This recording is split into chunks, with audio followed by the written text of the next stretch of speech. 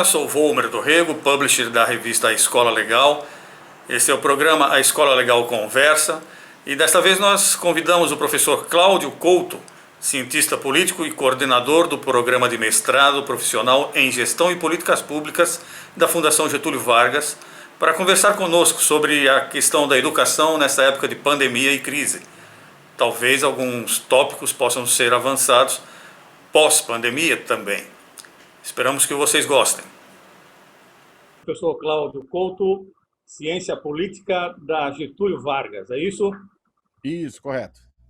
Perfeito. Professor, o foco da nossa revista é educação, mas eu gostaria que o senhor pudesse discorrer assim brevemente como essa crise política atual pode influenciar negativamente a educação, ou se já não está influenciando nesse sentido. Olha, eu creio que há sim já um prejuízo bastante significativo, não só para a educação, para as políticas públicas do modo geral, mas para a educação em particular, pela maneira como o próprio governo encara o problema educacional. Ele encara a educação dentro de uma lógica de guerra cultural e entende que a disputa no campo educacional é parte dessa guerra cultural. Para a gente mencionar um caso recente, e aliás bem recente, essa medida provisória relativa à indicação pro tempore de reitores e pró-reitores em universidades, inviabilizando que haja a eleição em função da pandemia, sendo que a gente tem até já casos aí de eleições em universidades públicas, universidades federais, no caso, que ocorreram de forma remota, como tudo está acontecendo de forma remota, aulas, enfim, reuniões, todas as outras atividades. Isso mostra como é que o governo percebe o problema. E aí eu estou falando só nesse momento de educação superior, né, que é transformar as universidades numa trincheira dessa disputa, vendo as universidades, se não tem a produção de um tipo de conhecimento que seja do agrado ou seja favorável a posições do governo, como um reduto de inimigos. Né? E a gente vê isso em outros campos do conhecimento com os quais o governo tem que lidar. Vemos aí na questão, por exemplo, dos dados, né, relativos à saúde pública, vimos em questões relacionadas à produção de informações sobre o clima, enfim, tudo isso entra nesse campo. E a educação é, evidentemente, uma seara privilegiada para esse tipo de disputa. Eu entendo que, até pela sua esfera de competências, o governo federal acaba atuando de maneira mais decisiva no âmbito das instituições federais de ensino, e aí, no caso, principalmente universidades, mas como ele tem também uma função regulatória, uma função coordenadora em outras áreas, né, e aí influenciando, por exemplo, a política do ensino médio, a política da educação fundamental, ele também tem atuado nessa frente, em questões relacionadas à definição dos padrões dos livros didáticos, né, em questões relacionadas ao modelo de educação que ele entende como apropriado e inapropriado, inclusive disputas no campo simbólico. A ideia de, por exemplo, tirar o busto de Paulo Freire da frente do Ministério dá um sinal de como é que o governo pensa essa questão, inclusive valendo de novo para a educação fundamental, para o ensino médio, para a educação básica, né, de uma maneira geral. Então, eu acho que o problema é esse, né, é ver menos a importância da educação como uma política pública, como diversas outras. Precisa de continuidade, precisa de amadurecimento de medidas ao longo do tempo, precisa de uma lógica de cooperação entre os três níveis de governo, né, para que ações sejam efetivamente articuladas, e que ela não seja simplesmente um campo de disputa ideológica, de disputa de narrativas, né, como parece que é a intenção atual do governo. E não é à toa que o ministro da Educação, que me parece tem um desempenho muito sofrível à frente da pasta, foi, numa ocasião recente, aí, quando o ministro Sérgio Moro se demitiu do governo, ele foi publicamente o único ministro elogiado pelo presidente ali, porque encampar essa disputa nesse espaço é realmente alguma coisa que parece que importa para o governo. Eu creio, entretanto, que não importa de forma alguma para a educação. A médio e longo prazos, a gente percebe que a educação como a base da construção de uma sociedade progressista, democrática, buscando desenvolvimento, do jeito que está, sem ser catastrofista, parece que o país não tem um caminho muito seguro pela frente, né? Acha que isso é uma perspectiva viável? Olha, eu creio que não tem mesmo um caminho seguro para frente por conta dos problemas relacionados a essa ideia da educação como trincheira de guerra cultural e não como uma política pública de desenvolvimento do país, e desenvolvimento não só no sentido econômico. É claro que a educação é fundamental para o desenvolvimento econômico, do ponto de vista da qualificação da força de trabalho, do desenvolvimento de novas tecnologias, né, do aprendizado em relação a diversas formas de conhecimento fundamentais para o desenvolvimento econômico. Mas a educação também é crucial do ponto de vista do desenvolvimento social de uma nação, né, e do desenvolvimento entendido, né, como libertação humana, como emancipação humana. Né? Lembro aqui do economista, o Amartya Sen, que fala do desenvolvimento como liberdade. E a educação faz parte de um projeto que se incorpora a esse tipo de estratégia. Mas, para isso, ela tem que ser vista realmente como uma política que só produz resultados a longo prazo. E, portanto, é preciso que ações se amadureçam pelas ações de repetidos governos, mesmo que de orientações ideológicas, programáticas, políticas distintas sobre vários aspectos, conseguem ter uma certa coesão em torno de um elemento central, em torno de alguns aspectos centrais. E é para isso que, inclusive, a comunidade de atores importante na área educacional, né, de especialistas em educação, de professores, de atores que atuam na produção de políticas públicas, na formulação de políticas públicas na área de educação, é importante. Esse consenso, ele atravessa diferentes governos para além de pequenas divergências. E é por atravessar diferentes governos que esse consenso permite que ações tomadas num dado momento sigam no momento seguinte sendo implementadas e, com isso, comecem a produzir frutos. Acho que eu posso dar um exemplo disso que me parece importante. Aliás, vou dar dois. Né? Um é o Enem. O Enem, quando ele é finalmente implantado em larga escala durante os governos petistas, ele é, na verdade, já o resultado, né, de uma evolução, de um desdobramento de uma política iniciada no governo Fernando Henrique Cardoso, na época do chamado Provão. Né? Então, se não houvesse o Provão no primeiro momento, não teria como ser implementado o Enem num segundo momento. Outra questão é o Fundeb, que é um desdobramento natural do Fundef. Se o Fundef não tivesse sido construído no governo Fernando Henrique e durante os governos do PT, do governo Lula no caso, não tivesse dado continuidade a essa política de garantir um financiamento básico para a educação e para a educação básica, expandindo o que era o Fundef originalmente, também essa política não teria avançado. Então, quando eu falo de consensos básicos, para além de eventuais diferenças que esses governos possam ter, é disso que eu estou falando. É você permitir a continuidade. E o que nós vemos hoje é um governo, por conta dessa lógica de guerra, muito mais preocupado em destruir. Né? Ele está destruindo políticas públicas que levaram décadas para serem implementadas, seja no nível da educação básica, seja no nível da educação superior, e ainda em tudo aquilo que diz respeito à pesquisa, à produção científica, que está diretamente atrelada, no caso brasileiro, ao ensino superior, e em especial ao ensino superior na área pública, embora não só na área pública. A Revolução Industrial 4.0 está aí. Ela chegou. Tudo está sendo feito, como o senhor mesmo citou, remotamente. Computadores, salas de bate-papo, chat rooms, né? Internet e esses equipamentos todos, esses aparatos todos que nós temos. Essa defasagem educacional que podou ou vem podando a capacidade do Brasil de produzir pesquisa vai deixar o país num atraso em relação aos outros nessa corrida do desenvolvimento. Um país que já esteve na sexta economia do mundo, embora não tão cientificamente desenvolvido, mas com algumas ilhas e algumas experiências muito ricas, vídeo Embrapa, por exemplo, né? Vai perder essa corrida e a gente vai ficar para trás numa relação de absoluta dependência do conhecimento internacional, do conhecimento do G8, digamos assim. Essas relações de trabalho que já foram flexibilizadas no governo anterior e agora sentem muito mais essa pressão, vão jogar o país num buraco. Isso não é uma grande possibilidade? Eu acho que é. Aliás, eu acho não, eu tenho convicção de que é uma possibilidade. É uma possibilidade bastante real. Esse processo de destruição de estruturas de políticas públicas, que, insisto, não é uma coisa específica da educação. Eu mencionei, num outro momento aí dessa conversa, o caso da saúde, mas a gente poderia, e dos dados de meteorologia, né, dos dados climáticos, mas a gente poderia também pensar em toda a produção de dados relativa, por exemplo, às questões populacionais, a desimportância do censo, né, como uma fonte de informação crucial. Esse olhar que tem para a produção de conhecimento, de informação, né, de big data, enfim, tudo isso que é crucial para a tomada de decisões em torno de políticas públicas, tem afetado realmente a nossa capacidade de desenvolvimento. E no campo do desenvolvimento científico, ainda mais.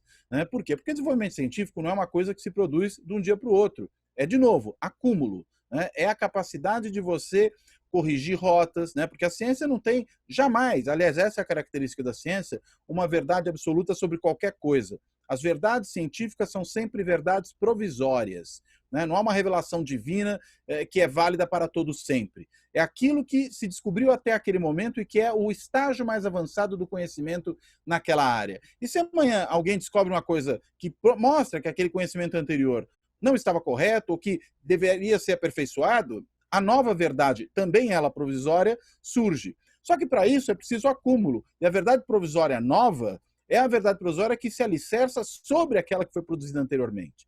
Que para ter sido produzida requereu um monte de coisas que vieram antes. E dentre essas coisas não está apenas a pesquisa que anteriormente se fez, mas está também a formação dos pesquisadores.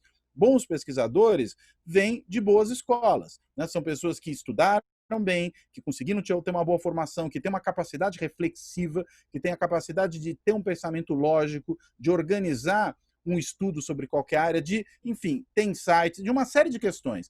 E tudo isso vai ser importante para que a ciência se desenvolva. Às vezes a ciência que começa na área básica, né? Nós vemos questões aí, por exemplo, das ciências naturais, que começam como uma pesquisa básica em física, em química, que ninguém consegue entender muito bem para que aquilo serve. E anos depois vai ter um desdobramento, por exemplo, permitindo que o telefone celular exista, que as telecomunicações se desenvolvam. Isso vai ter um impacto econômico tremendo, transformando a estrutura, como, por exemplo, no sentido da indústria 4.0, que, com suas repercussões nos mais diversos setores, inclusive no setor educacional.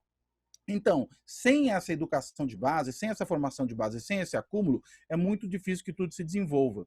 E também não dá para imaginar que apenas algumas áreas são importantes com relação a isso. Diferentes áreas da ciência cooperam entre si. Claro que algumas têm custos mais elevados. É mais caro você manter um hospital universitário do que você manter uma biblioteca de livros jurídicos. Isso é evidente. O que não quer dizer que não é importante investir no estudo jurídico e não é importantíssimo investir também na área de medicina. Agora, essas coisas se comunicam, essas coisas se reforçam mutuamente. Né? Não há uma única área de conhecimento que seja importante. E veja, você mencionava o fato de que o Brasil tem casos de excelência, né? Mencionou o caso da Embrapa, que eu acho que é um caso realmente notável.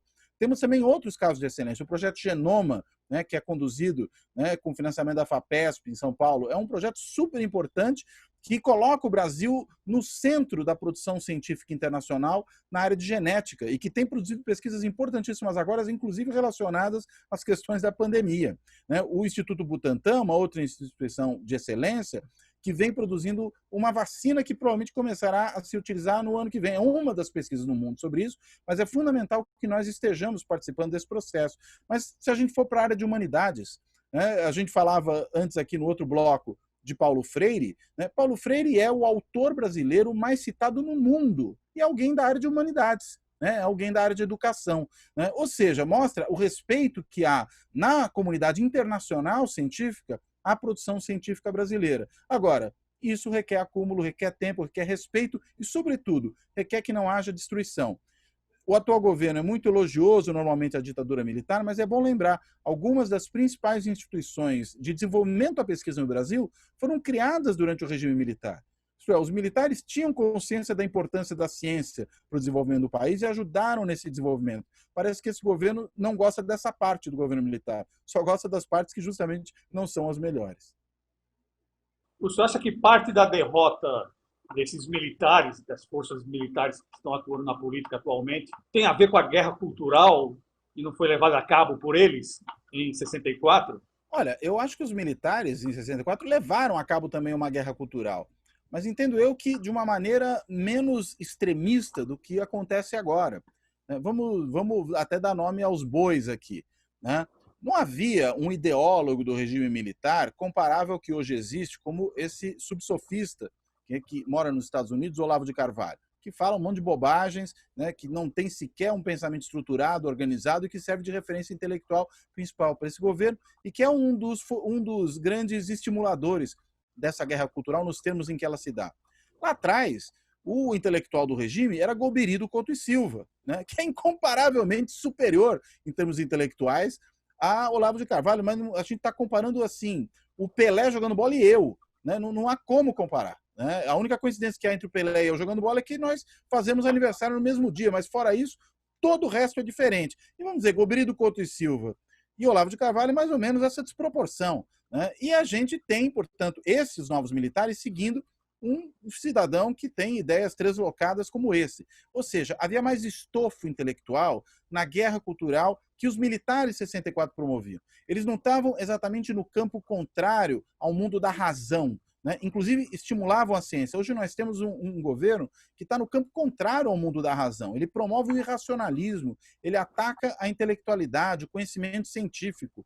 Não é só ver este ou aquele intelectual como inimigo, é ver a própria ideia de intelectualidade como inimiga, a própria ideia de educação, de ciência, de razão. Então, me parece que é uma guerra, nesse sentido cultural, que se trava em outros termos. É uma versão muito piorada daquilo que houve do ponto de vista intelectual, do ponto de vista educacional, até mesmo durante o período da ditadura. Se nós tivéssemos nesse governo as políticas que o período da ditadura adotou na área da educação, da ciência, da tecnologia, nós estaríamos melhor do que estamos agora. A pandemia mudou o quadro sanitário, econômico e político, e eu queria saber se o senhor acredita que se é possível retomar essas políticas anteriores, as políticas públicas anteriores. Okay. Estão sendo degradadas. Sim. É possível retomar, e é possível retomar porque existe aí uma estrutura que é uma estrutura fundamental que permanece, que é a estrutura da Federação Brasileira, e que é uma federação viva. E a gente viu, justamente com a situação de conflito que se produziu durante a pandemia, o quanto a federação é importante, o quanto ela é viva. E por que eu digo isso? Porque se supõe numa federação como a brasileira que os 3 níveis de governo atuem conjuntamente nas mais variadas áreas de política pública, saúde, por exemplo, educação, e que cada um cumpra ali a parte que lhe cabe em cooperação com os demais. O que nós temos nesse momento? Vamos falar especificamente da área de saúde, que acho que deixa isso muito claro. Governos estaduais e governos municipais fazendo o que está a seu alcance, aquilo que lhes cabe com relação às medidas sanitárias, apesar da sabotagem promovida pelo governo federal, né? Que, por exemplo, em vez de mandar as pessoas ficarem em casa, manda elas saírem. Quando tem que dar uma explicação, diz que é culpa dos governadores e a economia está indo mal, porque os governadores estão mantendo isolamento social, que é justamente o que é preconizado pelos especialistas em saúde do mundo todo. Quem não fez isso se deu mal. Até países que são normalmente muito organizados, como é o caso da Suécia. Então, o fato de governadores e prefeitos, com apoio das suas assembleias legislativas e câmaras municipais, estarem operando num sentido diferente do governo federal, é o que tem garantido que a situação da pandemia não seja pior nesse momento. Por quê? Porque, apesar do governo federal não fazer a sua parte, não coordenar e, pelo contrário, atrapalhar, os estados e os municípios, dentro da sua esfera de competências, têm feito o que é preciso. E, claro, com a guarida do Supremo Tribunal Federal, que foi quem assegurou a estados e municípios que pudessem fazer isso. Numa federação como a brasileira, essas relações intergovernamentais entre União, estados e municípios é crucial para a implantação de cada política pública. Cada um atua na sua atividade específica, fazendo a sua atribuição específica, mas em cooperação com os demais. Isso permanece, essa estrutura não se perdeu no meio da pandemia, ela continua aí. O SUS continua vivo, apesar de não ter sido bem gerido por esse governo, sobretudo depois da saída do ministro Mandetta. Mas, apesar disso, o SUS continua muito ativo e operante em estados e municípios. E ele vai continuar depois, seja qual for o governo que venha no futuro. Porque o futuro governo vai poder retomar a sua atividade de maneira correta, ou seja, atuando como um coordenador. Existe uma dimensão aí, que é uma dimensão horizontal das políticas públicas, em que a saúde se articula com a educação, que se articula com a segurança pública, que se articula com o transporte, por aí vai. Todas elas se articulam horizontalmente, uma complementando a outra. Se não tiver segurança, a criança não vai para a escola. Se não tiver segurança, aí o que acontece? O posto de saúde ele é roubado e o médico também não vai trabalhar lá porque tem medo. Se não tiver educação, piora a qualidade da saúde, e assim sucessivamente. Todas essas áreas se intercomunicam, essa é a articulação horizontal de políticas públicas. Mas é preciso também uma articulação vertical entre níveis de governo em que eles se coordenem. E aí, historicamente no Brasil, uma federação mais centralizada, esse papel de coordenação tem sido principalmente da União, mas não é o que vem acontecendo agora. Né? A coordenação vem acontecendo a despeito da União, porque há um esforço hercúleo, eu diria, de estados e municípios para se articular, inclusive contra a sabotagem promovida nesse momento pelo governo federal. Mas eu acredito que num tempo de normalidade, essa estrutura ainda presente, existente, ela poderá, com um governo mais normal, retomar essa atividade de articulação vertical tão importante para que as políticas públicas funcionem. Perfeito, professor. Eu gostaria de agradecer, então, a sua presença nesse bate-papo e traduzir com essa qualidade toda o quadro atual e as suas considerações. Se quiser fazer uma finalizaçãozinha, considerando tudo isso, uma perspectiva futura, catastrofista, realista, negativista, terraplanista, enfim, né? Fica à vontade para cantar aí em 2 minutos aquilo que você pode finalizar com a gente, por favor. Perfeito. Terraplanista eu garanto que não, né? Porque afinal de contas a gente já sabe há muito tempo que a Terra é redonda. Né? E isso, apesar de alguns ultimamente terem questionado essa obviedade, eu ainda continuo acreditando nas evidências científicas que mostram que a Terra é redonda. Então, o terraplanismo não. Agora, temos motivos para sermos, em boa medida, pessimistas no Brasil agora. Por quê? Porque esse processo de destruição que está em marcha, né, com um governo que desestrutura a área da educação, veja que o Fundeb até agora não foi votado, o governo não se mexeu para votar o Fundeb no Congresso Nacional, e ele é crucial para que haja um recurso, que haja os recursos, né, para financiar a educação nos 3 níveis de governo. Né? O governo que desmonta a área científica, que interfere, que aparelha, né, que coloca gente que não entende nada do assunto para cuidar dessas áreas em função de critérios ou ideológicos ou corporativos, né? Daí essa militarização desbragada que esse governo tem. Enfim, isso é um processo de destruição. Né? A ideia de fechar, por exemplo, um órgão importante de cultura como a Cinemateca em São Paulo, crucial para a preservação do patrimônio cinematográfico nacional. Isso vale em uma série de outras áreas culturais, educacionais, científicas, enfim. Esse desmonte, ele não será um desmonte sem custos. Né? Nós vamos arcar com um custo grande. Meio ambiente, o que já foi desmatado. Não tem como voltar a isso. Né? E esse é um exemplo de que a destruição, por exemplo, da fiscalização ambiental também produz. Então, desse ponto de vista, o motivo é para sermos pessimistas. Mas, por outro lado, existe não só uma sociedade civil que é forte, e existe uma estrutura de Estado, inclusive nos níveis inferiores de governo, estados e municípios, que felizmente sobrevive.